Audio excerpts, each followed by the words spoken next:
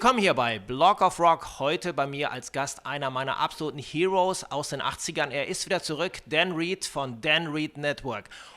Dan, welcome back in Europe, I should say, but for you it's not a coming back to Europe, because you're living in Europe currently. Yeah, I live in Prague, in the Czech Republic now for 3 years. Yeah. But it's nice to have you with the full band again back in Europe after you played some shows last year. Yeah, we did. Well, our first show after 20 years was 2012, New Year's Eve, and then we did 6 or 7 shows last year, and now we're doing 15 this year. So if we keep going this way, we'll do 30 next year. No, I don't know. I'm looking forward. So you're hungry again to go on stage with the guys. Yeah, we're having a blast. The main thing with the network was it was always kind of celebrating sexuality, celebrating politics a little bit, and just trying to get people to dance and have a good time and release a lot of tension. My solo stuff is much more internal, I would say. It's more spiritual. Well, I don't like using that word, but I would definitely say it's trying to find light in these dark times. Whereas the network stuff was more about celebrating. So it's kind of, I like doing both roads. I really celebrated the concert in Mannheim, which I was witnessing last year. And shortly after the concert, I received a gift from you, because you have done a pledge campaign with a new album you're going to tell me about. And I was really surprised that short after the Mannheim show, I received your new album. And I couldn't believe to have a new Dan Reed Network album in my postbox. So how did it come together? Well, we just kind of had this idea of doing a compilation of all the band's favorite tracks, because a lot of times the label would focus on what they would consider the hit songs or the singles, but they didn't focus on the songs that we thought sometimes people should hear. So there's 2 CDs. One CD is full of all the tracks that we picked as a band, and then the second CD has a lot of the singles, but they're more live versions that we recorded last year. They were recorded in Stockholm, Sweden. So there's 4 live tracks, and then a bunch of remixes and B-sides and all that kind of stuff too. Just to kind of put everything together and see if what we did back in the day has any kind of overall direction, purpose, meaning. And people seem to respond to the pledge campaign really favorably. So that's right, and now it's officially released in Germany as well. Yeah, thanks to actually the person that hooked us up with the distributor is the same person that got us our record deal back in the day, which is Derek Schulman in New York. He hooked us up with Soul Food Music, which is a distribution company based out of Hamburg. And then D. Ball, who's the manager of Biffy Clyro, he's working with us in management. And he and Derek brokered the deal with Soul Food, and now they've released it in Scandinavia and all throughout Europe, actually. So I must be honest, because this album does not only sound great, but it looks also great. It's one of the most beautiful albums I've received the past year. You know, it's a digipack, 2 CDs, lots of material on it, great photos. So and the photos are German photographers. So yeah, all the photos were, not all of them, but most of the photos were shot in Hamburg, both on stage and backstage in the bottom of the Rock Cafe. And then some of the shots were in Portland, Oregon by a gentleman named Rio. And then a woman named Amanda Rose out of London, England did some shots as well. Did you expect that the fans have such a great reaction on you when you restarted in 2012 again? Well, you know, I've been touring solo for the last 5 years, and wherever I go, people are always asking me, do you think there's ever a chance that the network would play some more shows or do a reunion or do a new album? And in the beginning, I thought that was never going to happen. And then when we played in New Year's Eve in 2012, the reaction of the audience was just so over the top. We thought, you know, we're having a lot of fun doing this, so why don't we go out and do it again? We didn't write any new music. We thought, let's just go out and play the old songs the way we used to play them, try to sing them the way I used to sing them, and kind of just revisit the past and remind ourselves like how we got here in the first place.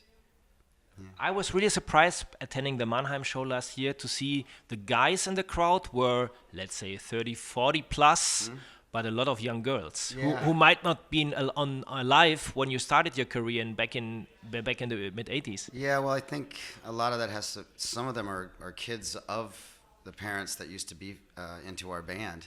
I'm seeing that a lot in the UK as well, and in Sweden too, where they were 10, maybe 5 years old when Rainbow Child was a hit, 20 years ago.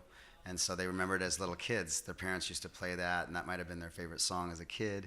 And then they come to the shows now, and they're in their mid-20s, and that's quite amazing to me as well. It's like when I go to an AC/DC concert, you can see kids that are 8 years old and all the way up to people that are 70 years old, 60 years old. It's great. Will you try to maintain this when your son is growing older to see you finally on stage and really realizing what dad is doing? Yeah, well, right now he just loves whenever I start playing the guitar, he comes over and wants to bang it and play it himself. So I never really get through a whole song with my son. He tries to finish them. So, but yeah, we'll see. How old is he now? He's 1 year and 10 months old this week. Yeah. You miss him while being on the road? Of course, yeah. I Skype with him every day, and he goes up and kisses the camera on Skype. He doesn't say daddy yet because he's confused. His mother speaks Czech to him, and I speak English. So I guess kids that grow up in bilingual families take a long time to talk because they're just confused about what is what. So. That's right. But it's better in the end. Yeah, he speaks both languages fluently eventually. That's the rumor. Today you're gonna play in Aschaffenburg at the Colos Saal, which is a really, really good club for, let's say, classic rock artists, so to say, to put you into this draw as well. But you're playing also some big festivals in Europe. I heard you're playing Download Festival. Yeah, the Download Festival in England. We're playing next, I guess it's Friday the 13th. So, yeah. It's a good omen. Yeah, I hope. One can only hope. Yeah, we're headlining the Red Bull stage, which is going to be fun. It's a great honor to play that. And that all came through a gentleman named Andy Copping, who is kind of the head of Download Festival. It's his creation. And he was the gentleman that booked us our first show in Nottingham, England, at this club there. So it's 25 years later, the same gentleman that helped us out back then is bringing us to the big stage again now. So it's cool. So how do you work together as a band? Because I remember last time you told me that the band is split all over the planet. Yeah. So is it difficult for you to especially practice before a tour, or is it still, are the songs still working with you since 25 years with the guy? The last show we played was 7 months ago, right? And then our first show we played together again was in Malmo, Sweden, 4 or 5 days ago. And we didn't rehearse at all. We just got up and made the show a rehearsal. And what was odd about it, or wonderful, I guess, in some ways, was that we made fun of the mistakes, and we would stop, just like we were at a rehearsal. So the whole audience got to see us basically running through songs and go, wait a minute, this is supposed to be 8 bars long, not 16 bars long.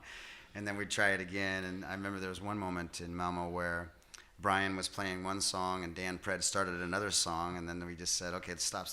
Why don't we all try playing 5 different songs, since there's 5 of us. So I asked the keyboard player to play one, and then we just went through the whole thing, and it was the worst thing you've ever done to your ears, I imagine, but it was a lot of fun. For sure. Great. What are the future plans? Well, now, just last week, we started, after the Malmo show, we had a photo shoot the next day, and we were walking around South Sweden with a wonderful photographer named Anders Gustafsson, and we started talking about maybe making a new record next year. So we'll see after this tour. We got some ideas about the direction of where we could take what the network would sound like now as opposed to 20 years ago. And if we come up with some good songs and get a good engineer / producer behind us to record the stuff, then we might make a new record next year. Sounds terrific. Yeah? You like the idea? Okay, good. That's good. Spreading the word about us being back and playing some shows. I'm very grateful. Thanks. All the best. Peace, Das war Dan Reed für Block of Rock.